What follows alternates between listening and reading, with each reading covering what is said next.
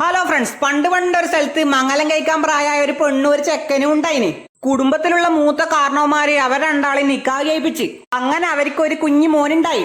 ഉമ്മ ആ കുഞ്ഞിക്ക് പാല് കൊടുത്തിട്ട് അത് കുടിച്ചിട്ട് ആ കുഞ്ഞ് വലിയായി. ഉപ്പ കഷ്ടപ്പെട്ട് പണിയെടുത്ത് കുഞ്ഞിക്ക് ഒരു ബാഗും കൊടയും വാങ്ങിക്കൊടുത്ത് സ്കൂളിൽ ചേർത്ത്. കുഞ്ഞി പഠിച്ച് നല്ല നിലയിലെത്തിയിട്ട് ഉമ്മാനും ഉപ്പാനെയും നോക്കാൻ സമയമില്ലാണ്ടായി.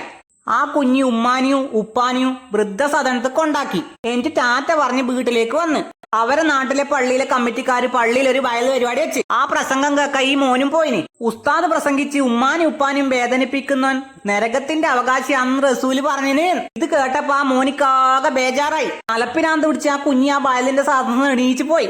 വൃദ്ധസദനത്തിൽ പോയിട്ട് ഉമ്മാനും ഉപ്പാനെയും കണ്ട് മാപ്പ് പറഞ്ഞ് പോരക്കേക്ക് തിരിച്ചു പോണെന്ന്. തെറ്റ് പറ്റാത്ത മനുഷ്യന്മാരില്ല, നമുക്ക് എല്ലാവർക്കും തെറ്റ് പറ്റും. പക്ഷെ നിങ്ങൾ ഇതേപോലെ തെറ്റ് പറ്റിയാ തിരുത്തുന്ന ഉപ്പാനും ഉമ്മാനെയും നോക്കുന്ന നല്ല മക്കളാണ് കേട്ടാ. അപ്പൊ വീഡിയോ ഇഷ്ടപ്പെട്ടാ സപ്പോർട്ട് ചെയ്യാൻ മറക്കല്ലേട്ടാ.